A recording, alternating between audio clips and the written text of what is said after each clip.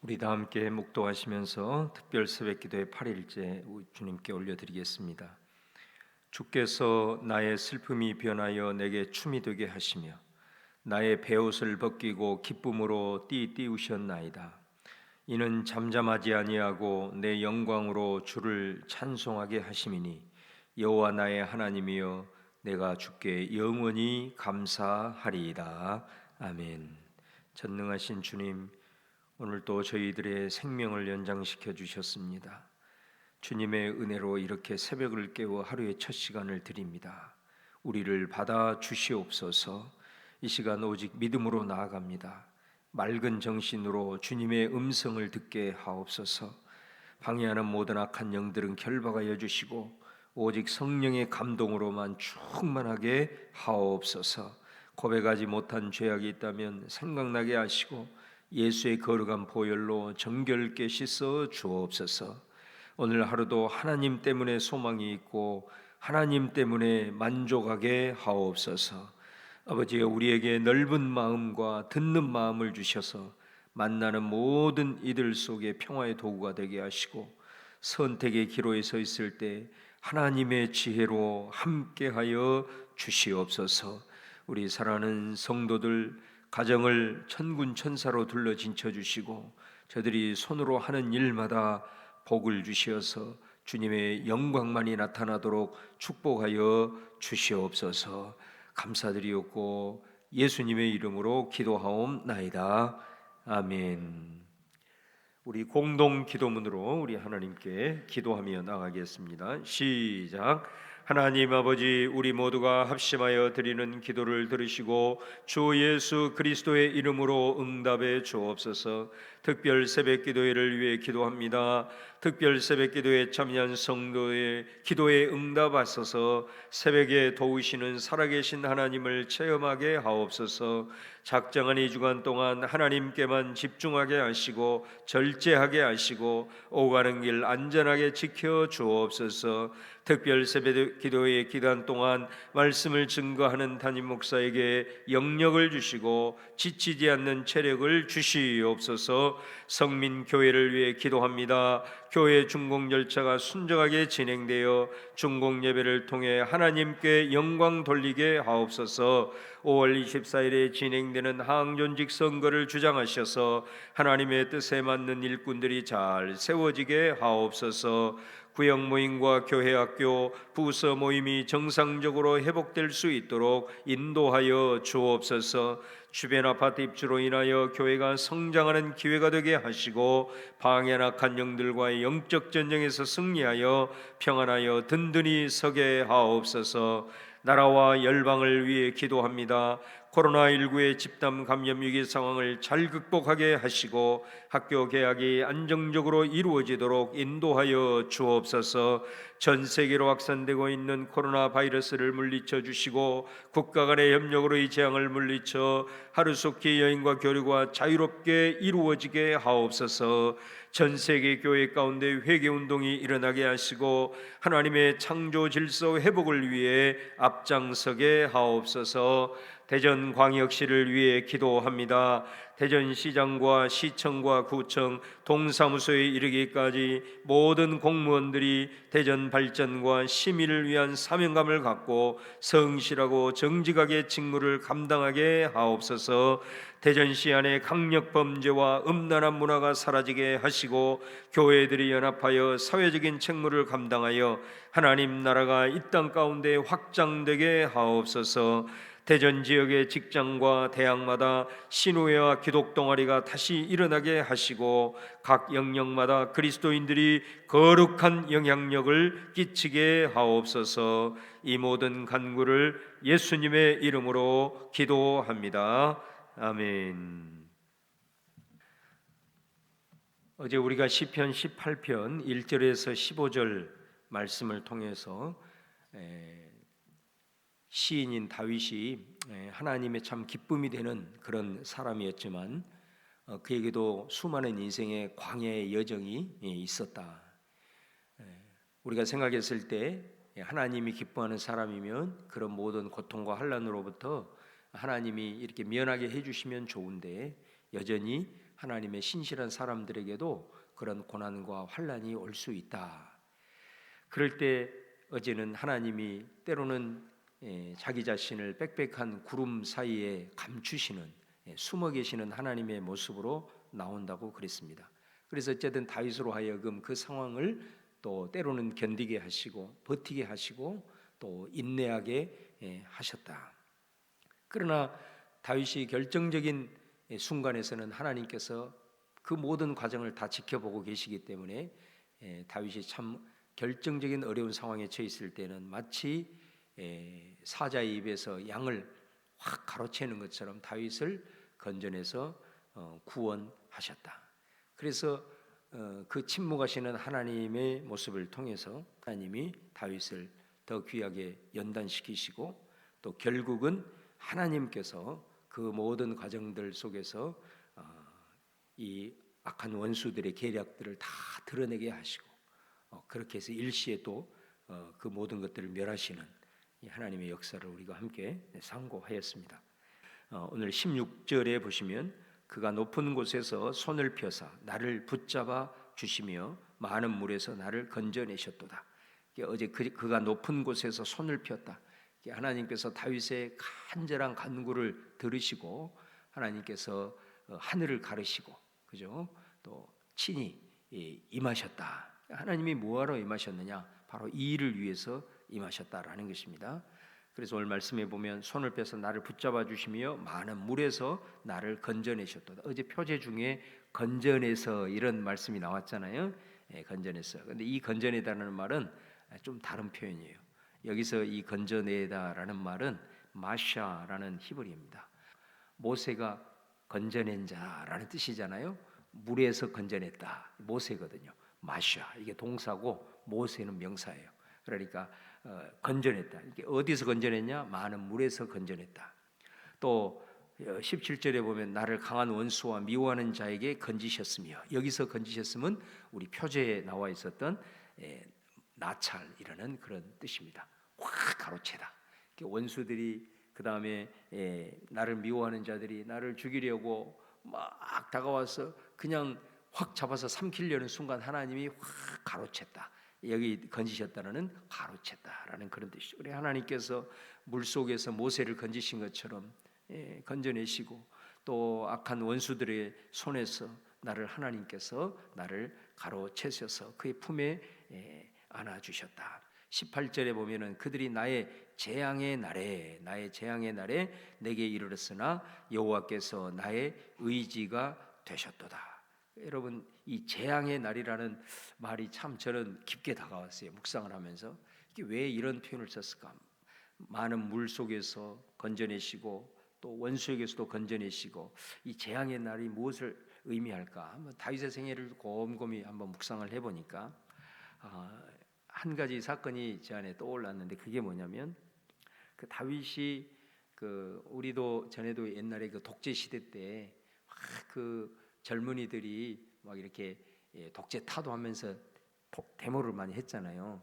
데모를 할 때 이 그 막 경찰들이 막 이렇게 잡으러 오면은 그 어디로 도망갑니까? 우리 잘 알잖아요. 서울 같은 데는 뭐 명동성당으로 도망가고 막 그랬잖아요. 그러니까 그때 당시만 해도 그런 교회나 성당이 이렇게 이제 좀 신성 불가침 그러니까 함부로 이렇게 공권력도 들어오지 못하기 때문에 그리 사실은 많이 피했단 말이죠. 이게 다윗도 얼마나 힘들었든지 사울이 이렇게 쫓아오니까 어디로 피하냐면 이 제사장들이 머무른 그곳으로 피했다고. 피해서 이제 도저히 우리가 뭐 먹을 것도 없이 이렇게 하니까 그 제사장이 긍휼을 베풀지 않습니까? 그래서 이제 거기서 한숨 돌리고 또 쉼을 갖고 또 체력을 채우고 난 다음에 이제 다윗은 그 부하들과 이제 길을 떠나는 거예요. 근데 그 광경을 누가 봤냐면 이 사울의 앞잡이인 도액이라는 사람이 그 광경을 다 지켜본 겁니다. 그래서 이 도액이 사울에게 그 사실을 다 알려버린 거예요. 알려버렸는데 사울이 그냥 이유 고하를 막론하고 그 제사장 70명을 학살을 해버립니다. 이게 당시 종교 지도자들이고 참 그런 제사장의 권위라고 하는 거는 참 엄청나게 당시에는 컸잖아요. 근데 그 70명의 제사장을 학살해 버렸다는 소식을 다윗이 들었습니다. 여러분 저는 그 사건이 떠오르더라고. 이게 재앙의 날 아니겠어요? 차라리 자기가 죽어버렸으면 좋았을 텐데. 어떻게 보면 그 마음이 다윗의 평생에 아마 지워지지 않았을 거다라는 거죠. 이런 비참한 그런 상황들을 수없이 많이 견디면서 살아왔던 그런 다윗의 그 아픔, 이건 정말로 우리가 이게 성경을 읽어서 그렇지 그 내일이라고 생각한다면 정말 있을 수도 없는 그런 얘기 아니겠습니까? 그런 마음의 아픔과 상함과 정말로 견딜 수 없는 그런 상황들을 이렇게 겪어내셨으나 오직 그런 상황 속에서도 자기는 하나님만을 의지하면서 오직 하나님만을 더 붙들면서 우리가 그 상황들을 견뎌내고 이겨내게 하셨다. 하나님께서 결국은 나를 기뻐하시고 나를 구원하셨다 이렇게 고백하고 있는 것을 보게 돼요. 20절 말씀부터는 하나님께서 그러면 왜 나를 이렇게 그런 어려운 상황 속에서 나를 버리지 아니하시고 그까지 나를 인도하셨는가? 이제 다윗이 이제 묵상하면서 왜 하나님이 그러셨는가 하는 이제 그 자기의 고백을 20절부터 이제 마지막 29절까지 표현을 하고 있어요. 20절에 보면 여호와께서 내 의를 따라 상 주시며 내 손의 깨끗함을 따라 내게 갚으셨으니. 자, 여러분 보시면 이 부분 속에서도 다윗이 자기가 굉장히 여러 가지 억울한 일을 또 당하고 정말로 막혀 있는 그런 상황들 또 물속에 허우적대는 그런 여러 가지 상황이 펼쳐져 있을 때 다윗이 정말 하나님 마음에 합한 자였다라고 하는 것을 이 장면에서도 볼 수 있는 거예요. 그게 뭐냐면 다윗은 정말로 자기가 어느 정도 세력이 커지고 또 어느 정도 권력이 있고 이런 상황이 됨에도 불구하고 이런 모든 상황을 1차적으로 항상 어떻게 생각을 했냐면 하나님 앞에서, 그죠? 항상 하나님 앞에서 자신 이거를 늘 돌아본 사람이었다라는 것입니다. 다윗은 진짜 하나님께서 역사하시고 그 상황들을 빨리 해결하시는 기가 막힌 방법을 알고 있는 거예요. 그건 뭐냐면 그래, 이 모든 건 하나님이 다 보고 계시고 판단하시니까 하나님께 맡기고 나는 오직 하나님 앞에 오직 정결한 모습으로 하나님 앞에 더 바로 설 수 있도록 해야 되겠다. 이게 다윗의 모습이었다라는 것입니다. 그래서 오늘 다윗이 부족하지만 자기도 부족한 부분이 많죠. 그럼에도 불구하고 이런 고백을 하는 거예요. 내 의를 따라 그리고 내 손의 깨끗함을 따라 하나님이 갚으셨다. 이렇게 말씀하고 있는 거죠. 그래서 거기 보면 나는 여호와의 도를 지키고 그 다음에 악하게 내 하나님을 떠나지 아니하였다. 내 하나님을 잠시 무너진 모습들이 다윗이라고 없겠어요. 그럼에도 불구하고 악하게 하나님을 아주 그런 악한 모습으로 떠나지는 아니하였다. 그리고 또 22절 하반절에 보면 나는 23절 그의 앞에서 완전하여 나의 죄악에서 스스로 자신을 지켰다. 그러니까 이런 모습을 계속해서 어쨌든 내가 내 자신이 하나님 앞에서 더 깨끗해져야 되겠구나. 하나님 앞에서 이 죄악으로부터 내 자신을 내가 지켜야 되겠구나. 내가 하나님을 잠시 떠난 것 같은 무너짐 속에서도 완전히 그냥 파산하는 그런 모습으로 막 나가는 것이 아니라 정말로 이 상황 속에서도 내가 하나님을 붙들려고 애를 썼구나. 그리고 하나님께서 내게 허락하여 주신 말씀을 어찌하든 내가 그 말씀대로 살아가려고 이 힘든 순간에서도 더 몸부림을 쳤구나. 이제 이것을 자기가 고백을 하고 있는 것이죠. 25절에서 27절 말씀까지는 이렇게 말씀해요. 자비로운 자에게는 주의 자비로우심을 나타내시고 완전한 자에게는 주의 완전하심을 보이시고 깨끗한 자에게는 주의 깨끗하심을 보이시며 사악한 자에게는 주의 거스르심을 보이시리니 주께서 공고한 백성은 구원하시고 교만한 눈은 낮추시리이다. 여기서 보면 특별히 다른 말씀들보다도 자비로운 자에게는 주의 자비로우심을 나타내시며, 그러니까 이 말씀이 얼마나 중요한지 몰라요. 자비로운 자에게 하나님의 자비로우심을 나타내신다. 그러니까 우리가 하나님의 긍휼이 아니면 정말로 살기가 어려워요. 하나님이 늘 우리를 긍휼히 여기셔야 되거든요. 그러기 위해서 어떻게 해야 되냐면 우리가 평소의 삶 속에서 늘 다른 사람에게 긍휼을 베푸는 삶이 돼야 돼요. 야고보서 2장에서 우리가 살펴본 대로 긍휼은 심판을 이긴다 그랬어요. 우리가 이 세상을 살아가면서 살아가면서 주님께서 예수 그리스도를 통해서 우리를 용서해 주시고 우리를 십자가 보혈로 받아주셔서 우리가 하나님 앞에 늘 회개하고 나아가잖아요. 그 회개하는 것마다 다 새롭게 되는 역사를 맞습니다. 그러나 우리가 살아가면서 정말로 제대로 내 모든 지은 죄를 하나님 앞에 다 회개할 수 있는가? 일주일만 하더라도 완벽하게 회개하기는 힘들 거예요. 그런 것들은 쌓일 수밖에 없어요. 그런 것들은 반드시 하나님 앞에 심판을 받을 수밖에 없잖아요. 근데 심판을 이기는 게 뭐냐? 딱 하나예요. 긍휼이에요, 긍휼. 그 긍휼은 뭐냐면은 내가 이 땅에 살아가는 동안 얼마나 자비를 베풀면서 사느냐예요. 그것이 모든 심판을 이긴다라고 얘기하잖아요. 얼마나 귀한 말씀이지 몰라. 오늘 마지막 28절에 주께서 나의 등불을 켜시며 여호와께서 내 하나님이 내 흑암을 밝히시고 내가 주님을 의지하고 적군을 향해 달리고 내 하나님을 의지하고 담을 뛰어넘나이다. 주께서 나의 등불을 켜신다. 그분이 나의 등불이라는 거죠. 그래서 등불이라는 것은 하나님께서 나의 모든 상황을 다 보시고 또 내가 처한 모든 상황에서 그 등불로 비춰주셔서 나로 하여금 주님을 더 의뢰하게 하시고 또 적군을 당해서도 오히려 담대하게 달리는 힘도 주시고 또 넘을 수 없는 상황도 뛰어넘게 하시는 등불 되시는 나의 하나님을 우리가 신뢰하고 오늘 이 다윗처럼 이런 여러 가지 상황 속에서도 반드시 건져내시고 원수의 그런 모든 상황들을 폭로하시고 그것들을 보복하시는 우리 하나님께서 우리 자신은 그럼 어떻게 해야 되느냐? 오늘 다윗처럼 어찌하든 나는 하나님 앞에서 깨끗해지려고 하나님 앞에서 바로 서려고 애를 쓰리라.